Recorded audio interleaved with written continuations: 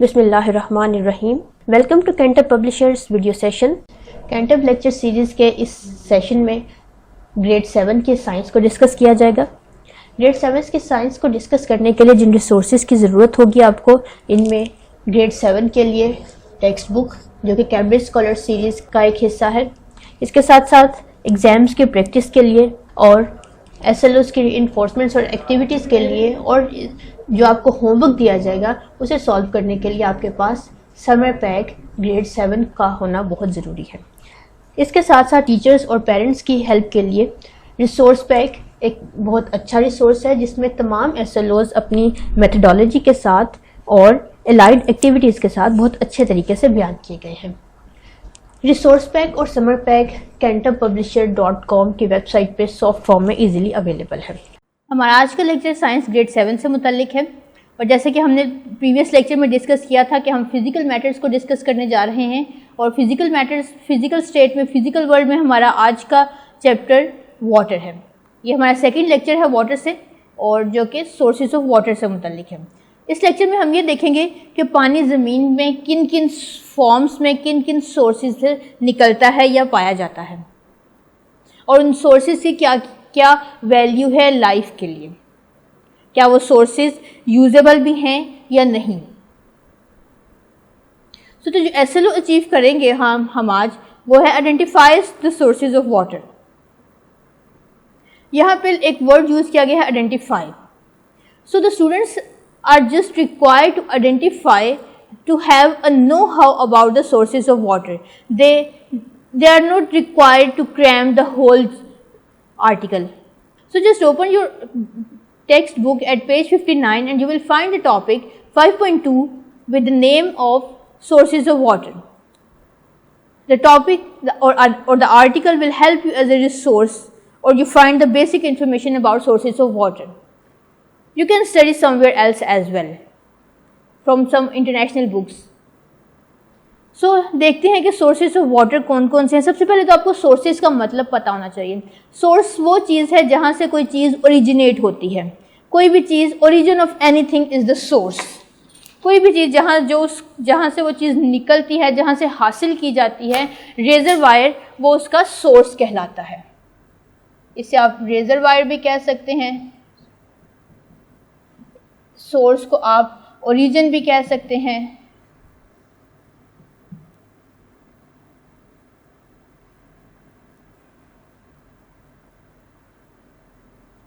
जहाँ से भी कोई चीज़ हमें हासिल होती है, जहाँ उसका एक कह लें कि लार्ज कलेक्शन होगी, वो उसका सोर्स कहलाएगा। यानी हम डिस्कस करेंगे पानी के लार्ज सोर्सेज, लार्जर रिजर्वायर्स पूरी दुनिया में कहाँ कहाँ प्रेजेंट हैं और इनकी यूटिलाइजेशन क्या है। Water required for all the above mentioned purposes comes from different sources. अभी हमने लास्ट लेक्चर में लेक्चर 1 में वाटर के कुछ यूटिलाइजेशन स्टडी की थी कि पानी हमारे लिए क्यों ज़रूरी है। इन तमाम कामों के लिए पानी कहाँ से आता है? पानी डिफरेंट सोर्सेज से हमें हासिल होता है और ये सोर्सेज पूरी ज़मीन में डिफरेंट फॉर्म्स में डिफरेंट जगहों पे पाए जाते हैं। Water is generally categorized as ocean water sources और fresh water sources. बेसिक जो क्लासिफिकेशन है पानी के सोर्सेज की वो दो है। पानी के सोर्सेज को हमने दो तरह से कैटेगराइज कर लिया है। एक तो ये कि ओशन वाटर है, ओशन वाटर के जो सोर्सेज हैं, और दूसरे फ्रेश वाटर के सोर्सेज। अब ओशन वाटर और फ्रेश वाटर में क्या फ़र्क है और इन दोनों में क्लासीफाई करने की क्या वजह थी? एक और सोर्स भी है इसका पानी का साथ, और वो है ग्राउंड वाटर सोर्सेज, यानी वो पानी जो कि ग्राउंड में नहीं पाया जाता बल्कि ज़मीन की सरफेस के नीचे प्रेजेंट होता है, वो ग्राउंड वाटर सोर्सेज कहलाते हैं। ये भी पानी का हमारी जो मॉडर्न क्लासिफिकेशन है उसमें मेजर सोर्स कंसिडर किया जाता है।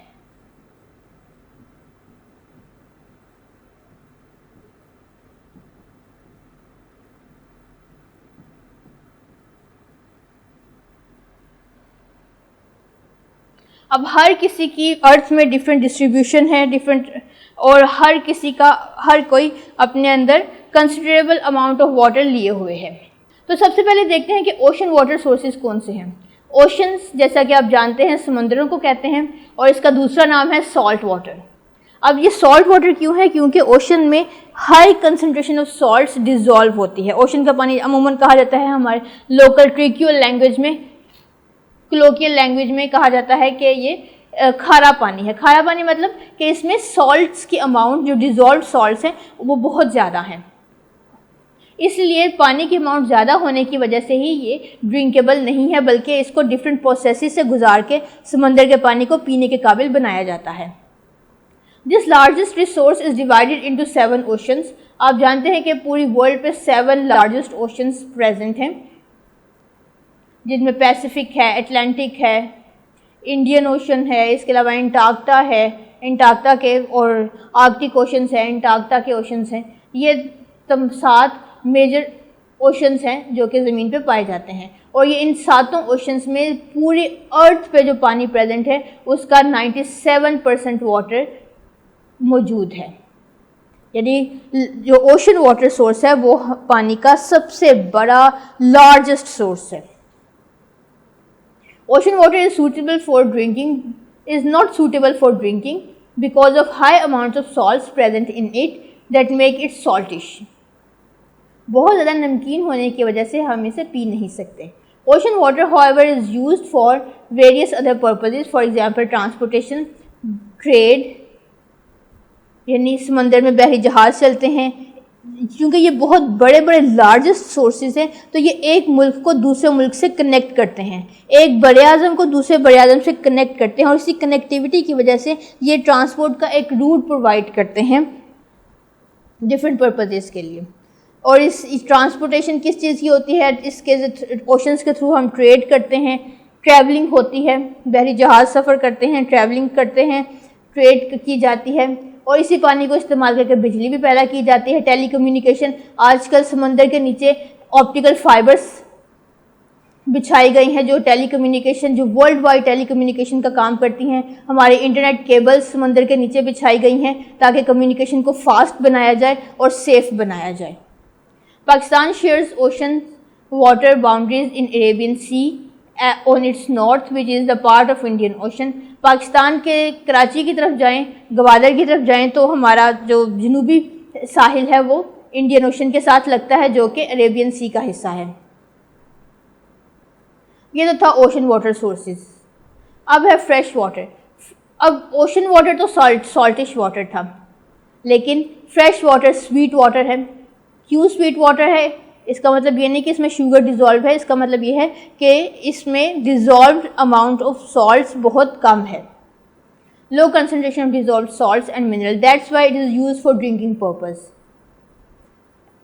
It is the water essential for human such as drinking, agriculture, manufacturing, और ये डिफरेंट पर्पजेज़ के लिए इस्तेमाल होता है।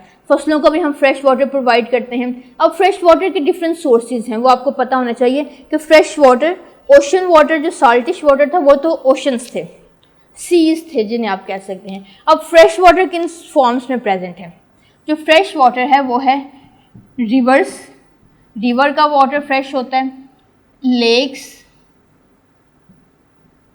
Pond's, streams, waterfalls,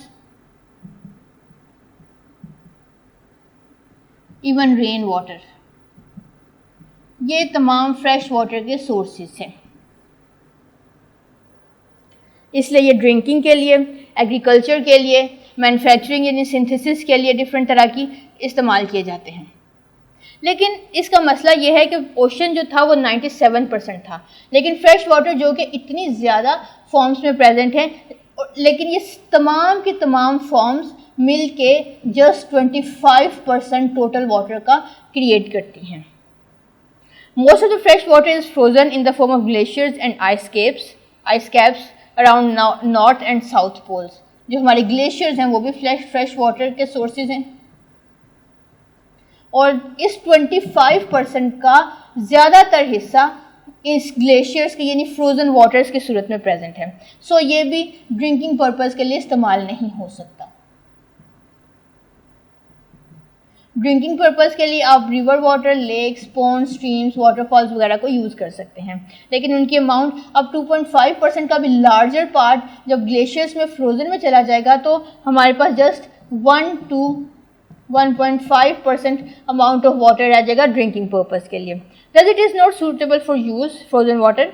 The remaining unfrozen water, fresh water is mainly found as ground and running water above the ground. अब इस 25% fresh water में से भी दो कैटेगरीज हैं. एक तो रनिंग वाटर है. रनिंग वाटर में ये तमाम सूरतें आ जाती हैं, रिवर्स, लेक्स, पॉन्ड, स्ट्रीम्स. और दूसरा है ग्राउंड वाटर.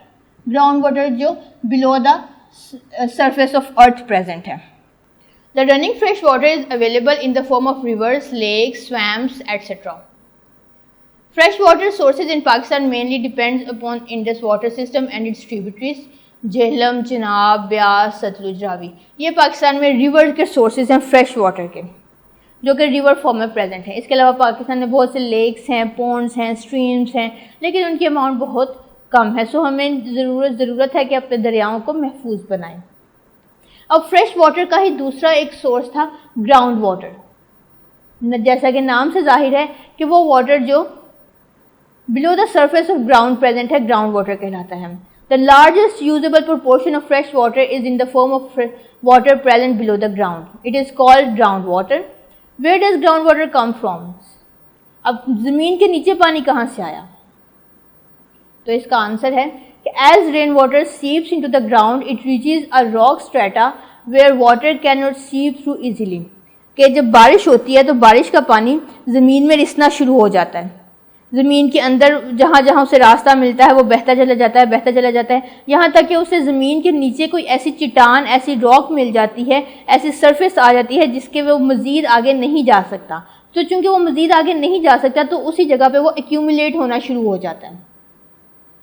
उसकी एक्यूमुलेशन की वजह से वहाँ पे पानी का एक सोर्स, एक रेजरवायर बनना शुरू हो जाता है, जिसे ग्राउंड वाटर कहते हैं. इस रेजरवायर की जो सबसे अपर सरफेस होगी वो वाटर टेबल कहलाती है.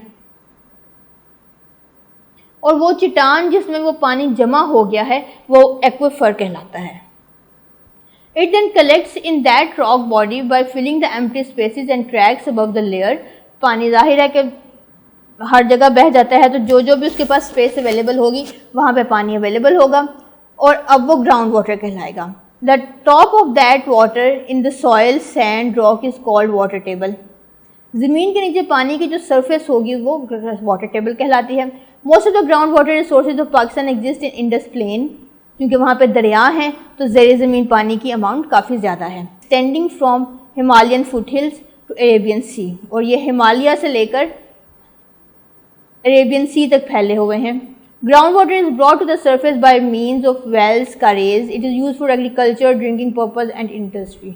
Ground water is the sweetest water found in among all the fresh water resources because it is mainly deprived of impurities. इसमें ज़्यादा इम्प्योरिटीज़ नहीं प्रेजेंट होती.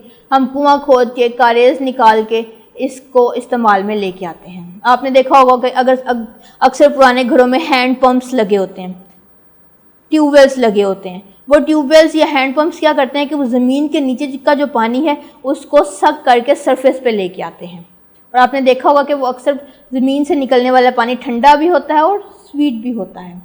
अब ये इसकी जो ग्राफिकल डिस्ट्रीब्यूशन है पानी की, आप देख सकते हैं कि जो ओशन वाटर है उसका प्रोपोर्शन सबसे ज़्यादा है, 96.5. ये हमारा ग्लोबल वाटर था, यानी पूरी दुनिया में अगर हमारा 100% पानी प्रेजेंट है तो उस 100% का 96.5% ओशंस की सूरत में प्रेजेंट है. और जो रिमेनिंग 0.9% है और रिमेनिंग 2.5% है उसकी डिस्ट्रीब्यूशन देखिए कि उस रिमेनिंग की सबसे ज़्यादा डिस्ट्रीब्यूशन किस में है? ग्लेशियर्स में, आइस कैप्स की सूरत में 68.7%.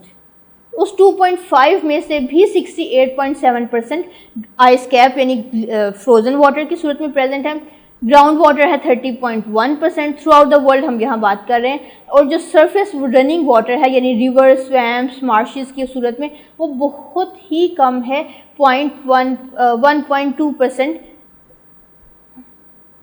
रनिंग फ्रेश वाटर प्रेजेंट है. सो इस ग्राफिकल रिप्रेजेंटेशन को आप अगर ड्रॉ करना सीख लें तो एग्ज़ाम में ये आपके बहुत हेल्पफुल होगा। अब आते हैं अपने रिव्यू एक्सरसाइज की तरफ। रिव्यू एक्सरसाइज पेज 68 का पार्ट 1 है। Fill the circle of correct option against each statement. आपने अपने स्टेटमेंट को, दी गई स्टेटमेंट को पढ़ना है और चारों ऑप्शंस को पढ़ना है और फिर करेक्ट आंसर को फाइंड आउट करना है। यहाँ से आप क्वेश्चन नंबर 1 सॉल्व करेंगे। Percentage of earth surface which is covered by fresh water. आपने बताना है कि फ्रेश वाटर की अमाउंट कितनी है। कुछ फिगर्स आपको दी गई हैं, करेक्ट फिगर को आप चूज़ करेंगे। Then you will solve question number 2। Rivers and lakes are sources of. Rivers और लेक्स किसके सोर्सेज हैं? ओशन के, फ्रेश वाटर के, ग्राउंड वाटर के या सॉल्ट वाटर के। नंबर 4 ऑप्शन यूज़ करेंगे। Indus river provides the largest irrigation supply in Pakistan. अब इंडस रिवर जो है वो हमारे एग्रीकल्चर का सबसे बड़ा सोर्स है, तो ये किस सोर्स में कैटेगराइज फॉल करेगा? क्या ये सॉल्ट वाटर होगा, ग्राउंड वाटर होगा, फ्रेश वाटर होगा या फिर ये ओशन वाटर होगा? The amount of water on earth remains constant. The responsible phenomenon is respiration, perspiration, transpiration या वाटर साइकिल। ये आपके लेक्चर 1 से रिलेटेड था। नंबर 6 आप सॉल्व करेंगे। Glaciers are frozen water. It is the form of ground water, surface water, ocean और river, rain water. Correct answer का circle आप फिल करेंगे। नंबर 7 सॉल्व करेंगे। The form of water with high concentration of salts is called estuary, delta, aquifer, none of this. So अगर आपने lecture को अच्छे से अटेंड किया है तो आप इसका आंसर बहुत अच्छे से फाइंड कर सकते हैं। The term water table belongs to, in question number 9 you have to answer कि वाटर टेबल को क्या कहा जाता है। ग्राउंड वाटर टेबल किसकी होती है? ग्राउंड वाटर की, सरफेस की, ओशन वाटर की या फ्रेश वाटर की? Move to the next page 69। Come to part B of your review exercise. From here you will solve. Briefly describe the occurrence of water. आप 3 to 4 lines में बताएंगे कि पानी किन किन फॉर्म्स में अर्थ पे प्रेजेंट है। Then you will solve question number 8. In which forms fresh water finds on earth? ज़मीन पे फ्रेश वाटर हम किन किन सूरतों में प्रेजेंट है, यानी आपने फॉर्म्स ऑफ फ्रेश वाटर बतानी है। Then comes to part C. From here you will solve question number 1। Explain in detail the sources of water. आपने पानी के तमाम सोर्सेज को इन डिटेल्स डिस्कस करना है कि वो कहाँ कहाँ प्रेजेंट हैं, पूरी दुनिया में कहाँ प्रेजेंट हैं, पाकिस्तान में कहाँ प्रेजेंट हैं, किन फॉर्म्स में पाकिस्तान में प्रेजेंट हैं। जब आप इसे आंसर करेंगे तो आप ये लिखेंगे कि हर सोर्स के लिए, फॉर ईच सोर्स, आपने बतानी है वर्ल्ड में कहाँ प्रेजेंट है, अक्रेंस इन पाकिस्तान, यानी पाकिस्तान में अगर रिवर्स प्रेजेंट हैं तो कौन कौन से हैं, अगर लेक्स की बात की जा रही है तो फेमस लेक्स कौन सी हैं, अगर ओशन की बात की जा रही है तो ओशंस के साथ हमारा क्या लिंक है। ये 2 बातें आपने हर सोर्स के साथ बतानी है। It was all about the sources of water. Next lecture में हम नेक्स्ट टॉपिक डिस्कस करेंगे। टिल देन अल्लाह हाफिज़। Thank you.